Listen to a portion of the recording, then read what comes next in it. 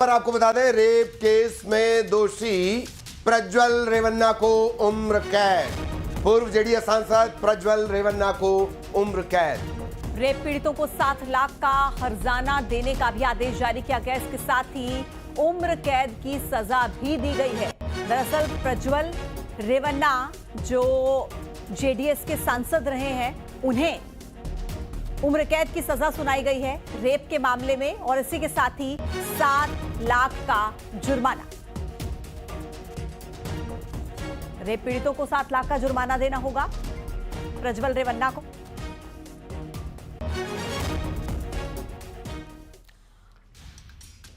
और इधर Malegaon blast case में फैसले के बाद साध्वी प्रज्ञा पहली बार बोली। साध्वी प्रज्ञा ठाकुर ने कहा कि यह केस कांग्रेस का बनाया हुआ था और बनाई हुई चीज का कोई आधार नहीं होता।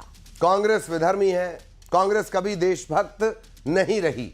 मालेगांव केस में कोर्ट के फैसले से सनातन की जीत हुई है और विधर्मियों की हार हुई है, यह बयान प्रज्ञा ठाकुर ने दिया है। इतना ही नहीं, मालेगांव बम ब्लास्ट को लेकर साध्वी प्रज्ञा ठाकुर ने एक और बड़ा दावा किया। उन्होंने कहा कि पूछताछ के दौरान एजेंसियों ने उनसे मोदी का नाम कहलवाने की कोशिश की है।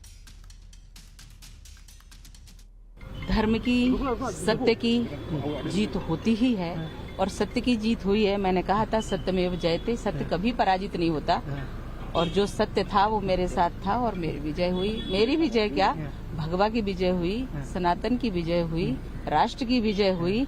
विधर्मियों का नाश होगा और नाश हुआ है, यह सुनिश्चित था, जो होगा है। उसमें ये सब आएगा, लेकिन सत्य जो है ना वो प्रकट होता है और सत्य प्रकट हुआ। माननीय मोदी जी का भी नाम लिया था। मुझे मैं गुजरात में रहती थी, इसलिए उन्होंने मोदी जी का भी नाम मुझसे कहलवाने का प्रयास किया।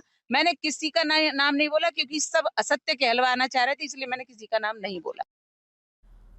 और अब खबर है छत्तीसगढ़ के दुर्ग से जेल में बंद 2 नन को रिहा कर दिया गया है। आपको बता दें, NIA court, Bilaspur NIA court ने दोनों को जमानत दी थी और इसके बाद उन्हें जेल से रिहा कर दिया गया। कल ही एनआईए कोर्ट में इस मामले की सुनवाई हुई थी। फैसला सुरक्षित रख लिया गया था और अब दोनों नन को बेल पर रिहाई मिल चुकी है।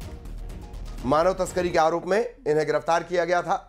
सड़क से लेकर सदन तक खूब बवाल हुआ, मामला दिल्ली तक भी पहुंचा था, जिसके बाद कोर्ट में सुनवाई हुई और उनको जमानत मिली। अब रिहा कर दिया गया है।